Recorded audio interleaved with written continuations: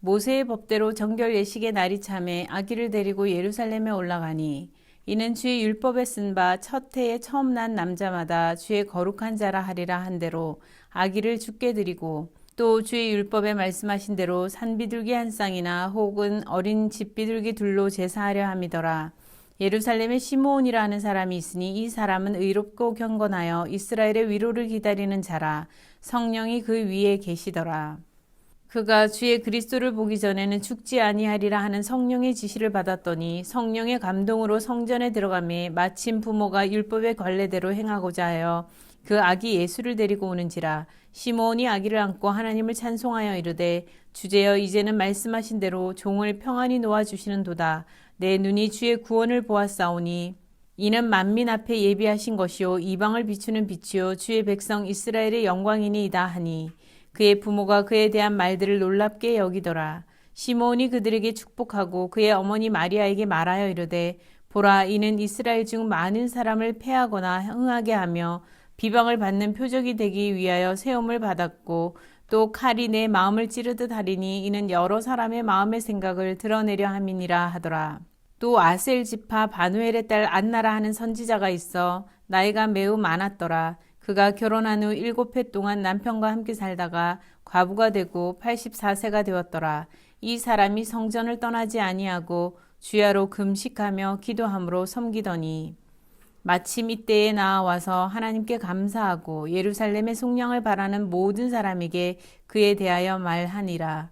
주의 율법을 따라 모든 일을 마치고 갈릴리로 돌아가 본 동네 나사렛에 이르니라. 아기가 자라며 강하여지고 지혜가 충만하며 하나님의 은혜가 그의 위에 있더라. 아멘. 강하고 지혜롭게 라는 제목으로 오늘 말씀 보도록 하겠습니다. 오늘 본문은 예수님의 영아 시절과 어린 시절 성장기를 그리고 있습니다. 육신을 입고 나신 예수님은 모세의 법을 따라 성전에 정결 예식을 행하러 가신 것을 볼 때에 율법을 지키는 신앙의 전통 아래에서 자라나셨음을 볼 수 있습니다. 아기를 거룩하게 구별하여 주님께 드리는 예식을 행하기 위함이었습니다. 이 아기가 부모의 소유가 아니라 하나님의 것임을 인정하고 고백하고 선언하는 예식을 통해 부모의 사명은 올바르게 시작되는 것입니다. 첫 아기를 대하는 부모의 마음은 아주 특별하지요. 온 마음이 아이에게 쏠리지 않습니까? 하지만 혹독한 육아의 과정을 지나면서 자신의 아기가 자신의 뜻대로 되는 것이 아님을, 즉 자신의 소유가 아님을 알아가게 됩니다. 그래서 그런 걸까요? 하나님은 아들을 귀히 여기던 시대에 하나님께서는 특별히 첫째 아들을 하나님의 소유임을 인정하라고 하셨습니다. 자녀를 하나님께 드리는 삶을 살아야 한다 말씀하시는 것이지요. 우리도 늘 기억합시다. 자녀는 우리의 것이 아닙니다. 하나님께 드려져야 할 거룩한 자들입니다. 우리 집안의 대를 잇고 우리 가문을 세울 내 생명보다 귀한 금쪽 같은 자녀라 하여도 우리 것이 아닙니다. 하나님의 사명을 이룰 하나님의 자녀임을 꼭 기억하시기 바랍니다. 정결 예식에서 필요한 제물은 집안 사정에 따라 다른데 산 비둘기 한 쌍이나 어린 집 비둘기 둘로 제사를 드리려 한 것을 볼 때에 예수님의 가정이 가난했던 것을 알 수 있습니다. 어떤 부모나 자녀에게 최고의 것을 해주고 싶어 하지요. 마리아나 요셉이라고 왜 양이나 소를 드리고 싶지 않았겠습니까? 그러나 하나님께서 양이나 소를 받으셔야 그 아기가 특별한 아기로, 위대한 아기로 자라나는 것은 아니었습니다. 하나님께서는 세상을 구원할 자신의 아들을 이 가난한 마리아와 요셉의 집에 맡기셨습니다. 우리가 보기에 최고로 보이는 것이 반드시 최고는 아닌 것이지요. 더 좋은 예물로 예배하지 못하는 마리아와 요셉에게 어떤 문제가 있는 것이 아니었습니다. 하지만 마리아와 요셉이 아무리 좋은 것으로 제사한다 하여도 아이를 주님의 소유로 온전히 인정하며 예배하지 못한다면 하나님 앞에 잘 드려지는 예배라 할 수 없었을 것입니다. 산비둘기 한 쌍, 집비둘기 2마리를 드려도 아기가 자기의 소유가 아닌 하나님의 아들임을 온전히 고백하는 것이 하나님께서 받으시는 참된 예배가 되었겠지요. 이때 아기 예수님은 성전에서 시므온과 안나라는 두 인물을 만나게 됩니다. 이들은 둘 다 성전에 머물러 있기를 즐겨하던 경건한 인물이었습니다. 경건하게 기도하며 은혜를 기다리는 이들에게 하늘의 복된 소식이 당도하였습니다. 그리스도 되신 예수님은 위로와 구원을 기다리던 이들에게 기쁜 소식이었습니다. 이날도 여느 때처럼 그들은 성전에 갔습니다. 시므온은 이스라엘의 위로를 기다리던 의로운 사람이라고 기록하고 있습니다. 성령이 그의 위에 머물러 계셨습니다. 성령님은 그가 그리스도를 보기 전에는 죽지 않을 것이라 알려주셨다고 합니다. 얼마나 간절한 기다림으로 그가 이스라엘의 위로를 기다렸는지 성령님께서 그 위로를 받을 수 있는 약속을 허락하셨습니다. 소망이 없어 보이고 어둠이 깊어가는 어려운 때에 이러한 위로의 약속을 받는 것은 얼마나 기쁘고 복된 일입니까? 이 시므온은 참으로 복된 사람이었습니다. 시므온은 의롭고 경건한 신앙 안에서 이스라엘의 위로를 기다리는 믿음을 가졌습니다. 그 믿음 가운데 성령님께서 함께하여 주셨고 그리스도를 목격하는 복을 허락받은 것입니다. 우리는 시기가 좋으면 신앙생활이 편해서, 시기가 어려우면 신앙을 유지하기 힘들어서 의로운 길과 경건한 생활을 내어버릴 이유가 된다 핑계하지 않습니까? 그러나 시므온은 환경이나 남 탓을 하며 신앙을 함부로 내버리지 않았습니다. 하나님의 위로를 기다리는 믿음을 마음에 계속 품고 견디며 기다리고 또 기다렸습니다. 그러던 어느 날 성령님의 약속이 임하고 또 어느 날 그 약속대로 성전에서 아기 예수님을 안고 오는 부모님을 보았던 것입니다. 시므온은 아기를 안아 보았습니다. 그리고 하나님을 찬양하였습니다. 내 눈이 주의 구원을 보았습니다. 이제 나를 평안케 하여 주시는군요. 이분은 만민 앞에 예비하신 이방을 비추는 빛이시며 주의 백성 이스라엘의 영광입니다. 라고 하며 크게 찬양하였습니다. 예수님의 부모 마리아와 요셉은 그 말을 듣고 놀랍게 여겼다 기록하였습니다. 시므온은 부모를 축복하였다 기록하였는데요. 그러나 축복하고 곧 이어 하는 말이 축복인지 저주인지 알 수가 없습니다. 이 아기가 많은 사람을 패하게도 흥하게도 하며 비방을 받는 표적이 되기 위해 세워졌다고 하였습니다. 칼이 너희 마음을 찌르듯 하리니 이는 여러 사람의 생각이 드러나게 하려는 것이다 라고 하였습니다. 아기 예수님이 비방을 받는 표적이 된다니 이 무슨 축복의 말이라 할 수 있겠습니까? 너희 마음은 칼이 찌르듯 아플 것이다 라고 하는 이 말이 또한 어떻게 축복일 수 있겠습니까? 그리스도의 길은 부모를 기쁘게 하는 길이 아니었습니다. 그리스도의 길은 부모의 마음이 아프고 찔리는 고통의 길이었습니다. 그러나 이것은 하나님의 뜻을 이루기 위한 길이기에 부모는 예수님이 가시는 길을 함께 견뎌야 하는 마음 아픈 길을 부여받은 것입니다. 그러나 이러한 예수님이 나신 것은 이스라엘과 이방 모두에게 비추는 빛이요 영광이 되는 구원을 이루시는 분이 나셨다는 기쁜 소식임에 틀림없었습니다. 또 한 사람 아셀 지파 바누엘의 딸 안나라는 여선지자가 있었습니다. 그는 결혼 7년 후 남편을 사별하고 84세가 되었습니다. 성전을 떠나지 않고 여전히 주야로 금식하며 기도하였다라고 기록하고 있습니다. 그는 오랜 세월 동안 일편단심 하나님을 사랑하는 마음으로 온 마음으로 신앙생활에 힘쓰고 전생을 다 바쳐 믿음을 지켜왔습니다. 늘 금식하고 기도하며 성전에 머물기를 기뻐하며 찬양을 드리는 여선지자의 모습은 이전 시대의 할머니들의 모습이었고 또 우리 어머니들의 모습이었습니다. 기도로 성전을 세워가는 분들의 모습이지요. 오늘 주제의 성화는 렘브란트의 그림입니다. 여기에 등장하는 여선지자 안나의 인물은 렘브란트의 어머니의 모습을 그린 것이라고 합니다. 렘브란트가 자신의 어머니를 여선지자 안나와 동일시하여 그림을 그린 것으로 보아 그의 어머니가 금식과 기도로 경건 생활에 충실하셨던 분이었음을 짐작해 볼 수가 있습니다. 여선지자와 같은 면모가 있었던 것이지요. 그런 분을 어머니로 둔 렘브란트도 참 복이 있어 보이지 않습니까?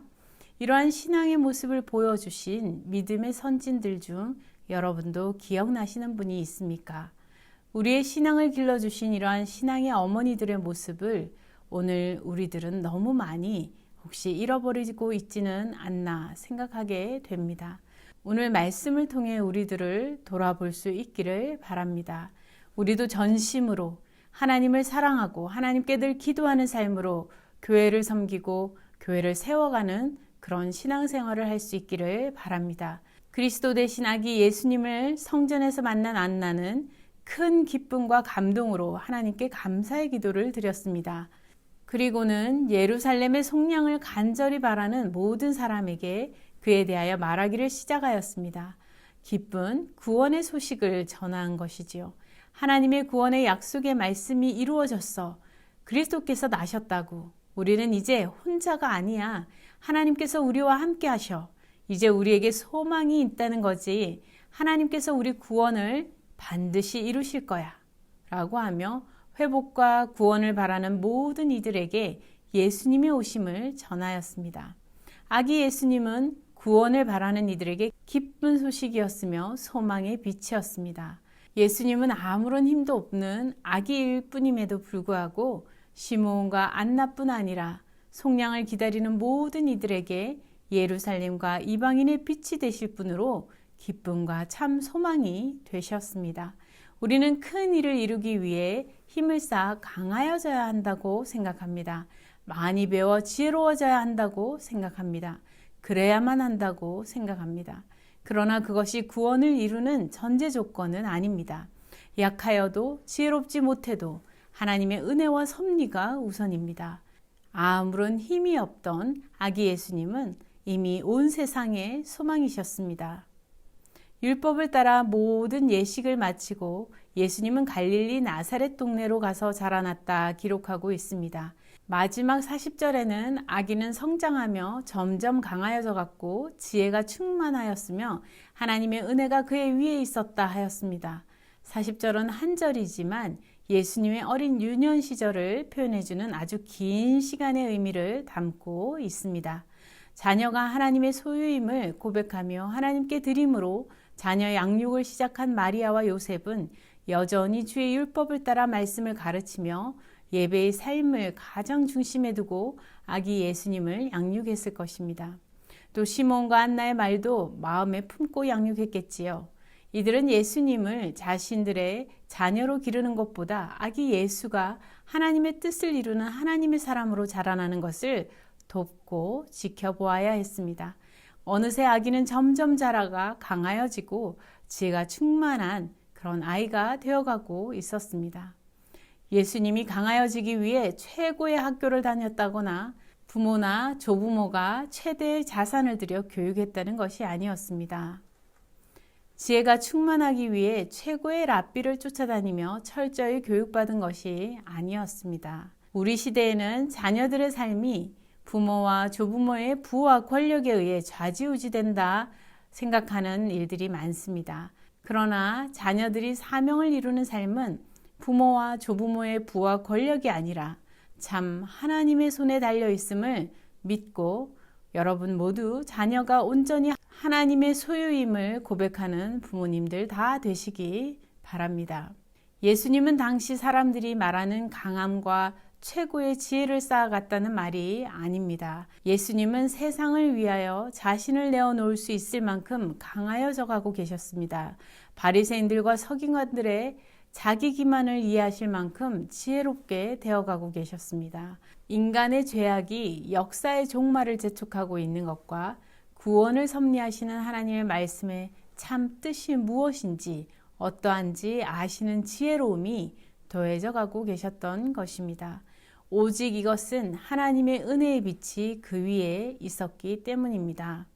우리 삶의 터전이 때로는 새벽이 오기 전 칠흑같이 어두운 밤처럼 어려울 때도 있습니다.